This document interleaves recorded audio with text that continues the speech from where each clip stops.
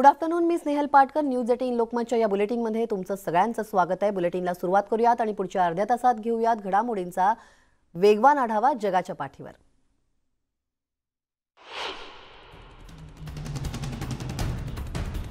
Delta आणि Omicron हे कोरोनाच्या व्हेरियंटचा जगभरात वेगाने फैलाव होतोय. त्यामुळे जागतिक आरोग्य संघटनेनं बुधवारी इशारा दिलाय. जागतिक आरोग्य संघटनेनं या दुहेरी धोका असं याला म्हटलेलं आहे.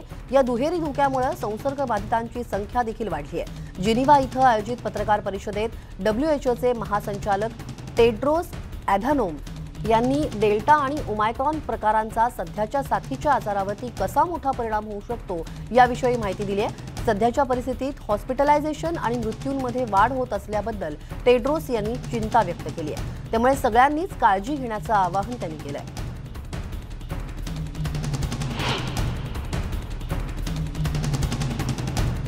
अफगाणच्या तालिबानच्या सरकारने बुधवारी राजधानी काबूलमधील 1000 गरजू कुटुंबियांना चीनकडून मिळालेल्या मदतीचं वाटप केलं. 1000 कुटुंबांपैकी प्रत्येकाला 2 कपड्याचे जोड, 2 किंवा 3 ब्लँकेट्स आणि 20 किलो तांदूळ अशी मदत देण्यात आली आहे. चीनच्या रेड क्रॉस सोसायटीनं अफगाण रेड क्रिसेंट सोसायटीला दान केलेल्या 10 दशलक्ष युआन किमतीचा हा मदतीचा साठा आहे. मंत्री मौलवी खलील उर रहमान हक यांनी त्यांच्या उपस्थितीत आयोजित कार्यक्रमामध्ये या मदतीचं वाटप करण्यात आलंय. या कार्यक्रमात हक यांनी चीननं दिलेल्या मदतीबद्दल त्यांनी आभार मानले.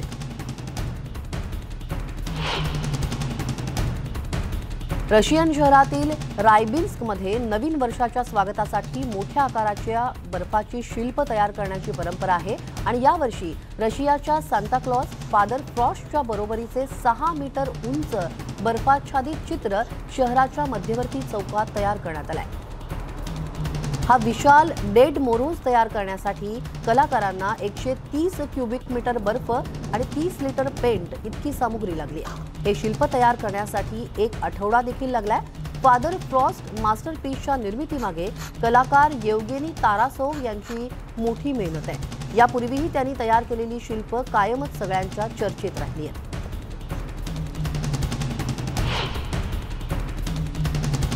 बुधवारी खराब हवामानामुळे दक्षिण अर्जेंटिनामधील बारिलोसे विभागातील जंगलात तीव्र आग लागली होती.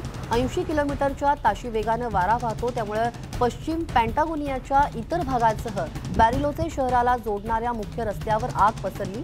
आगीचा भडका रिओ व्हिलेगास या छोट्याशा शहराकडे यापुढे जाऊ शकतो. 7 डिसेंबर रोजी आग लागल्यापासून 4000 हेक्टरपेक्षा जास्त जंगलं यामध्ये जळून खाक झाली आहेत. अग्निशमन दलाच्या म्हणण्यानुसार 135 अग्निशमन दल आणि 3 विमानं आणि 3 हेलिकॉप्टरच्या मदतीनं ही आग विझवण्यासाठी प्रयत्न केला जातोय.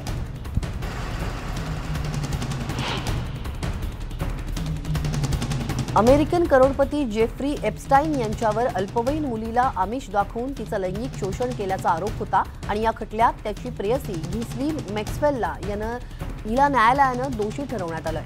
जेफ्री एप्स्टाईननं अल्पवयीन मुलींचं लैंगिक शोषण केल्याची अनेक प्रकरणं यापूर्वी गाजली होती, म्हणून त्याला तुरुंगवासाची शिक्षाही सुनावण्यात आली.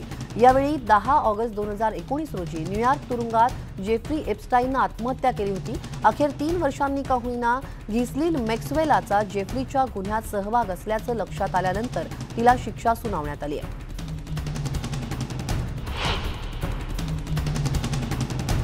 ब्राझिलियन उपासकांनी बुधवारी नितेरो इथं समुद्राची देवता येमानचा उत्सव साजरा केला.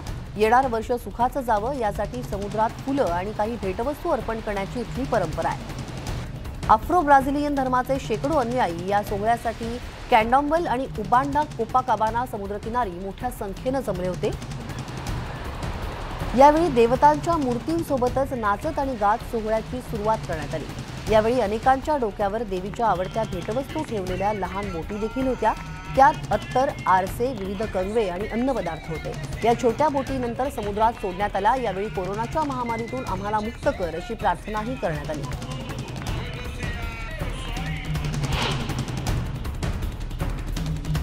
ज्या अभिनेत्याकडे पाहून जगभरातील तरुणाईला आपणही याच्यासारखं मसलमॅन व्हावं असं वाटू लागतं, त्या अर्नॉल्ड श्वार्झनेगरनं वैवाहिक आयुष्य हे नेहमीच वादग्रस्त राहिलंय. सध्या त्याच्या घटस्फोटाची चर्चा सुरू आहे. गेल्या 10 वर्षांपासून मारिया आणि अर्नॉल्डचा कायदेशीर लढा सुरू होता. अखेर त्यांना न्यायालयानं घटस्फोट मंजूर केलाय. सूत्रांनी दिलेल्या माहितीनुसार अर्नॉल्ड यांना विवाहबाह्य संबंधातून एक अपत्य झालं होतं. त्यातून त्यांच्या पत्नीनं घटस्फोटाचा अर्ज न्यायालयात दाखल केला होता. बराच काळ चाललेल्या या खटल्यामध्ये अर्नॉल्ड यांच्या व्यक्तिगत आयुष्यातील अनेक गोष्टी देखील समोर आल्या होत्या. जुलै 2021 मध्ये मारिया शिव्हर यांनी अर्नॉल्डच्या विरोधात घटस्फोटाची तक्रार दिली होती आणि या खटल्यामध्ये अर्नॉल्ड यांना मोठ्या प्रमाणात मानहानीलाही सामोरं जावं लागल्याचं दिसून आलंय.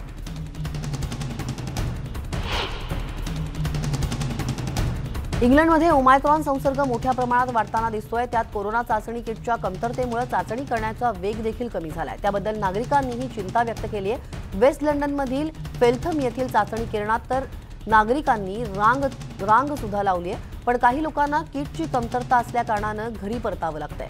किटचा पुरवठा पूर्ववत करण्यासाठी औषध निर्मिती कंपन्या वेगानं प्रयत्न करतायत. त्यात आरोग्य विभागाच्या वतीनं बूस्टर प्रोग्राम वाढवण्यात आलाय आणि स्पोर्ट्स स्टेडियम आणि कॅथेड्रल इनोक्युलेशन हब पुन्हा उघडण्यात आले.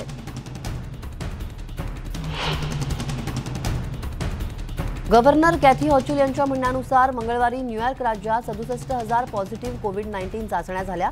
त्यात अनेकांच्या चाचण्या या पॉझिटिव्ह आल्या आहेत. मंगळवारी राज्यातील 97 जणांचा या विषाणूमुळे मृत्यू झालाय. सध्या सुमारे 6,700 लोकांना विषाणूनं रुग्णालयात दाखल करावं लागलंय. एका महिन्यांपूर्वी रुग्णालयामधील संख्या दुप्पट होती. त्यामुळे आता काळजी घेण्याचं आवाहन गव्हर्नर हॉचुल यांनी केलंय.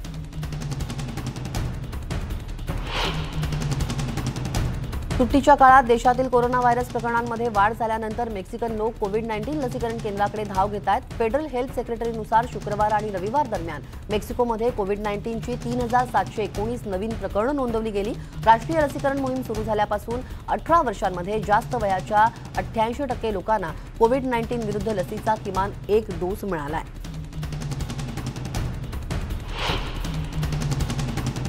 ऑस्ट्रियामध्ये कोरोनाशी लढण्यासाठी नवीन नियम लागू करण्यात आले आहेत. सेवा क्षेत्र रात्री 10 पर्यंत सुरू राहील. नवीन वर्षाचं स्वागत करण्याची वाट पाहत असलेल्या व्यावसायिकांना याचा मोठा फटका बसणार आहे. सर्वांनी नियम पाळले तर दुकानं पूर्ण वेळ सुरू राहू शकतील अशी आशा त्यांनी व्यक्त केली आहे.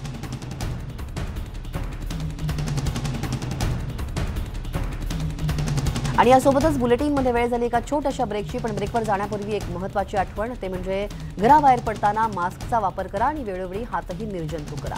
ताज्या बातम्यांच्या अपडेटसाठी पहा फक्त न्यूज 18 लोकमत.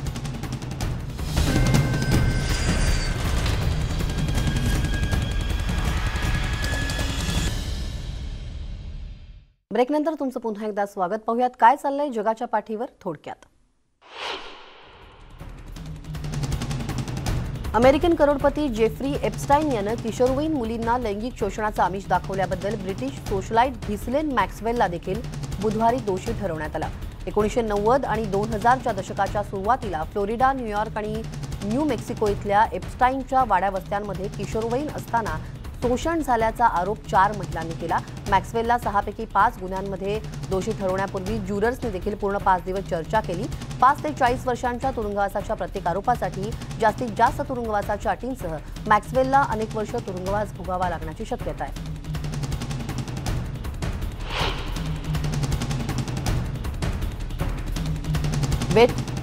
वेस्टमिन्स्टर कर्नल क्लबचा डॉग शो दरवर्षी आयोजित करण्यात येतो. मात्र कोरोना व्हायरस प्रकरणांची संख्या वाढल्यामुळे न्यूयॉर्कमध्ये होणारा हा शो पुढे ढकलण्याचा किंवा रद्द करण्याचा विचार सुरू आहे. क्लबच्या बोर्ड ऑफ गव्हर्नन्सनं बुधवारी जाहीर केलं की ते हा कार्यक्रम जानेवारीच्या अखेरीस पुढे ढकलत आहेत. मात्र अद्याप नवीन तारीख जाहीर करण्यात आलेली नाहीये.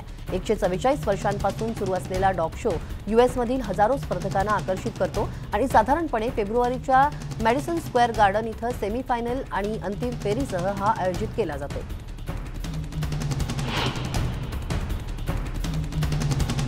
मेक्सिको सिटीतील सर्वाधिक लोकसंख्येच्या शेजारच्या इन्स्का कालूनमधील याच मुलांना बुधवारी सरकारकडून क्रिसमसच्या भेटवस्तू म्हणून पुस्तकं देखील मिळाली. बऱ्याच मुलांना ही पुस्तकं देण्यात आली. स्थानिक सरकार आणि इकॉनॉमिकल कल्चर फंडद्वारे प्रोत्साहन दिलेल्या कार्यक्रमाचा भाग म्हणून वितरित केलेल्या 67,100 पुस्तकांचा राजधानीच्या सर्वात वंचित भागातील शेकडो मुलांना फायदा झालाय. अशा प्रकारे मुलं आणि अधिक शिकू शकतील आणि त्यांना कथा देखील वाचायला मजा येईल असं म्हटलं जात आहे. तसंच काही मुलांना पुस्तकं विकत घेणं परवडत नाही म्हणून सरकार त्यांना ही मदत करत आहे, जेणेकरून त्यांनाही वाचन करता येईल असं सांगण्यात येत आहे. नव्या वर्षात शाळेत येण्यासाठी सर्व विद्यार्थी आणि शाळेतील कर्मचाऱ्यांना कोविड-19 चाचणीचा निगेटिव्ह रिपोर्ट सादर करावा लागेल। विद्यार्थ्यांना वर्गात परत जाण्याची परवानगी दिली जाणार नाहीये आणि थंडीच्या सुट्टीच्या हंगामात वेगाने पसरणाऱ्या ओमायक्रॉन प्रकारामुळे हे नियम असणार आहेत। लुईस फेरेबी हे वॉशिंग्टन डीसी मधील सार्वजनिक शाळांचे कुलपती आहेत। महापौर मुरियल बॉझर यांच्या अध्यक्षतेखाली झालेल्या मीडिया ब्रीफिंगमध्ये त्यांनी शाळेतील 90,000 विद्यार्थ्यांसाठी चाचणीची अनिवार्यता जाहीर केली।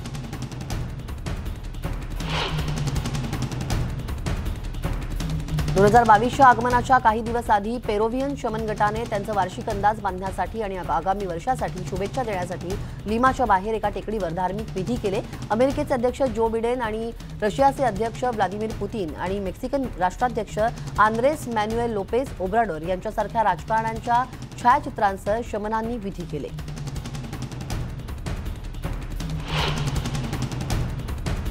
ओरेगॉन प्राणी संग्रहालयातील बीव्हरच्या जोडीनं बुधवारी काही झाडांच्या फांद्या गोळा करताना बर्फवृष्टीचा आनंद लुटला।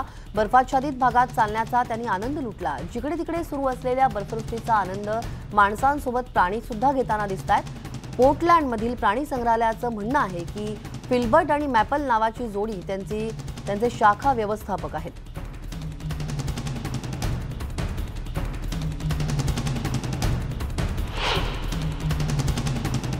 आणि यासह या बुलेटिनमध्ये वेळ झाली इथेच थांबण्याची। ताज्या बातम्यांच्या अपडेटसाठी पहा फक्त न्यूज 18 लोकमत।